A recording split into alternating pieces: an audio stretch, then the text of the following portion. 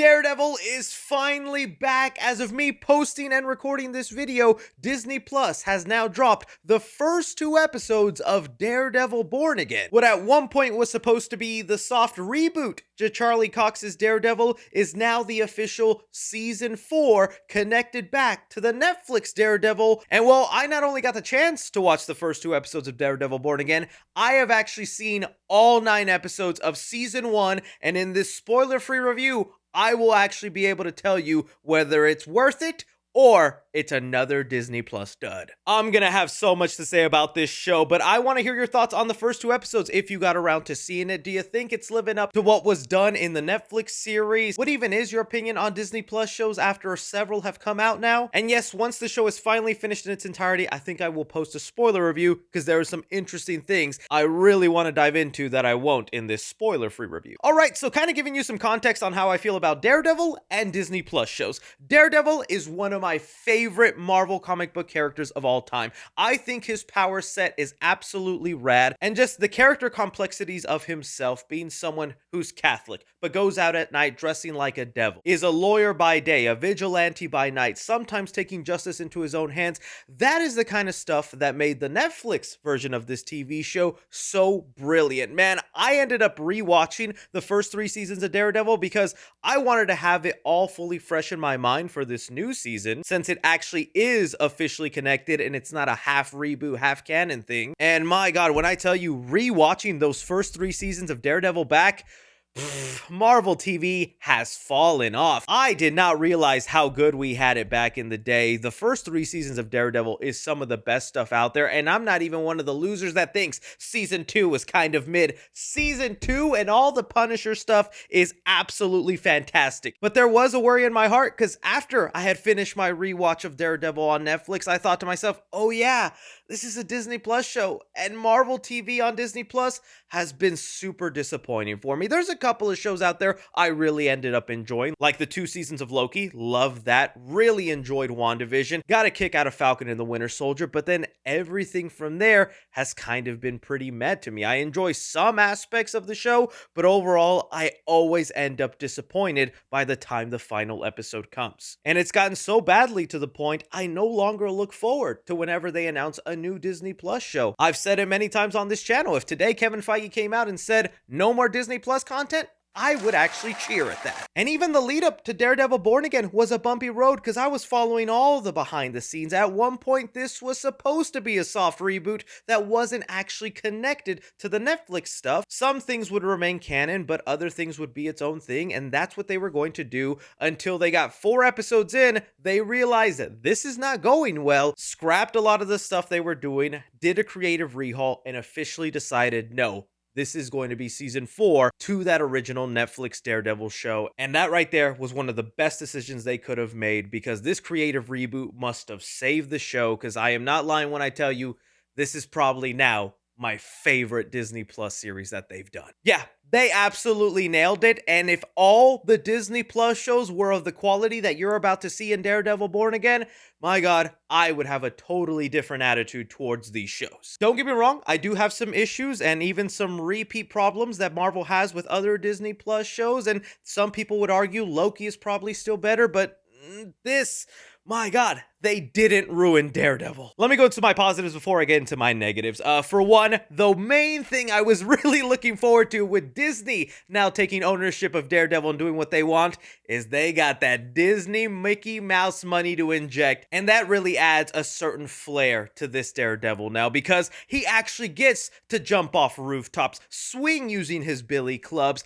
do some backflips. That enhanced Disney Plus money makes the action sequences a lot more fun, and they even released that clip of Daredevil versus Bullseye, and that sequence alone that is basically done in one shot. It continues to embrace what was set up in the Netflix Daredevil, but now they're able to do a lot more because they have that money to spend, and it's just a treat, man. When you see Daredevil actually swinging in, jumping from a rooftop, doing these really crazy acrobatic things, it just put a smile on my face, because that's what I wanted to see from Daredevil, and I know Netflix didn't always have the money to do that. Another big thing I was worried about that came up during my rewatch and leading into Born Again is no way Disney's gonna keep it as bloody and brutal as the original Netflix show was. I completely forgot how absolutely mature the Netflix Daredevil was. There was broken bones, blood being shed, things that just do not happen on Disney Plus. And Daredevil Born Again does not hold back. There is plenty of broken bones, blood being shed, and one insanely graphic and gory kill scene that I think is gonna keep some people up at night. You'll know it when you see it,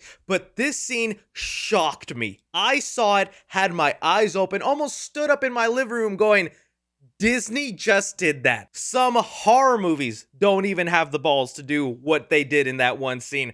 Talk about that eventually when the show's all done. But it's all in line with the vibe and tone that was already set up in the Netflix Daredevil series. And not just with Daredevil, because you see the Punisher in the trailers, so you know the Punisher's gonna do what he does. And when it happens, it's again just a smile on my face. Makes me happy that they didn't censor these characters or work around that stuff. It feels now like Marvel is actually ready to go fully mature with these shows. And hey, I'm excited to see what else they'll do with it. And you know, those positives I just talked about with the bigger budget to make the action sequences nicer, blood and broken bones, all that is just kind of icing. The real kicker that was going to make or break this show was the story and what they choose to do with the characters.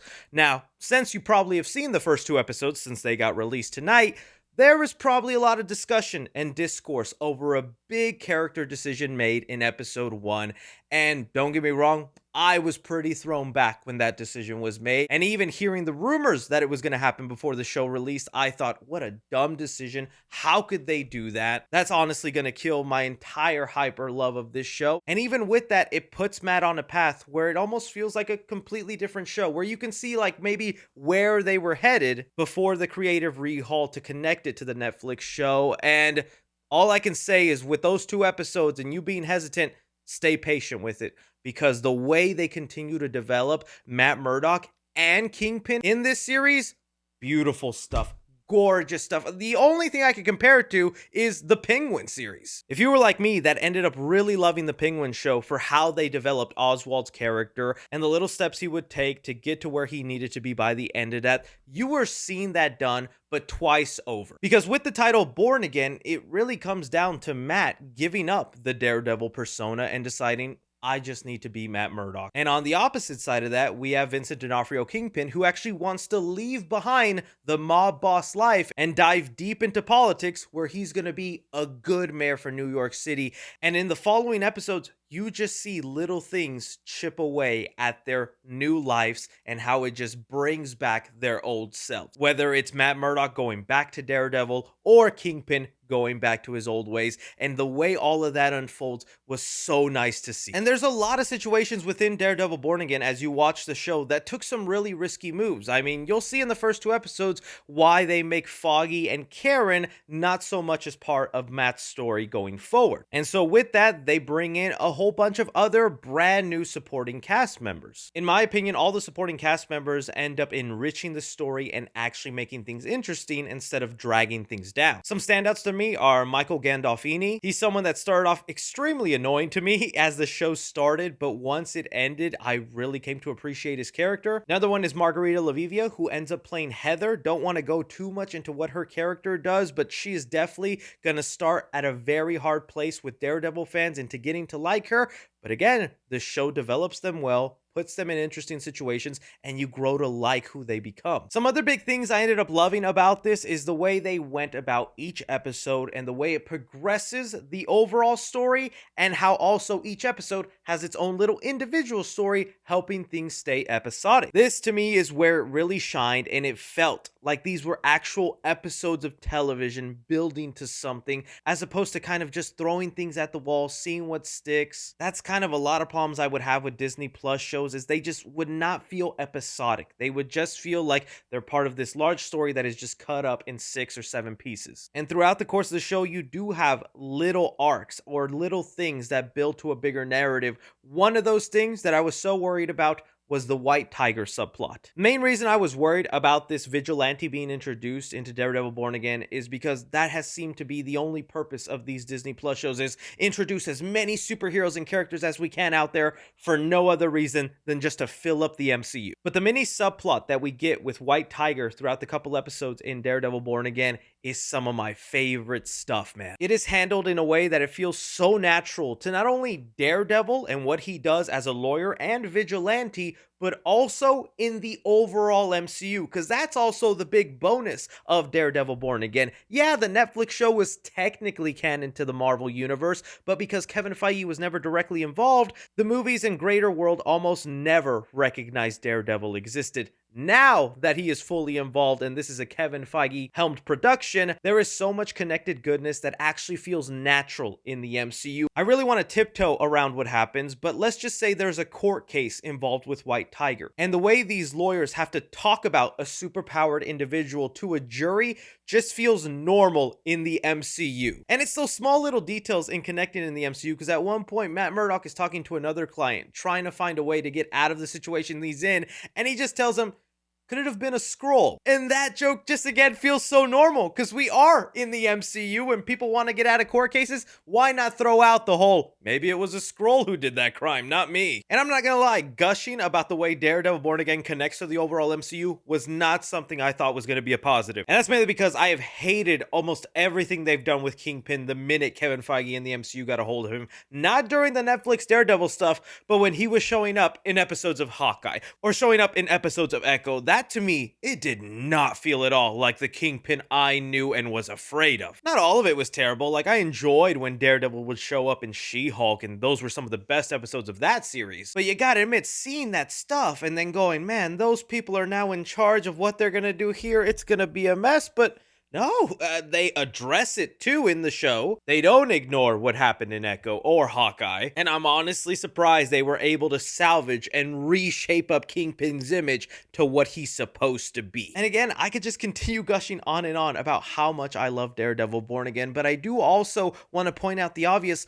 I got the lucky chance to sit there and binge at my leisure Daredevil Born Again episode after episode, not having to wait weeks upon weeks like a lot of people are going to have to. And I do wonder if that week wait will maybe deter some of the hype I'm feeling. Because if you are also someone that maybe decided to go back and watch the Daredevil Netflix show, you will realize, oh, it's a little slower than I remembered. In fact, heck, it was 12 episodes a season. So sometimes there was more filler than there needed to be in certain episodes. And although I do think when you step back and look at the overall season, there was plenty of action, plenty of Daredevil in costume. There are quite a few episodes where Daredevil isn't in costume, where Daredevil doesn't fight, and it's a lot of dialogue, and it's a lot of setting up characters, and when that is the episode you have to wait a week for, and then wait another week for something else to happen, I wonder how that rhythm will go for some people, because I do think it's a different experience waiting week to an episode as opposed to binging it all at once. But even in those slower, dialogue-heavy episodes, just the things they do with Matt Murdock and Charlie Cox and Vincent D'Onofrio, Kingpin, and the speeches they give. And what was always brilliant about the show, the moral gray area about who's right, who's wrong. Also, honestly, can't even ignore how relevant this show is going to feel to our times. I know people roll their eyes when you talk about politics or things like that, but there was a time I was watching this show, seeing Kingpin be elected mayor of New York, and I'm like, didn't the whole city see this guy get arrested and he's got criminal charges? How could they elect somebody like that in power? Yeah, I'm gonna shut up.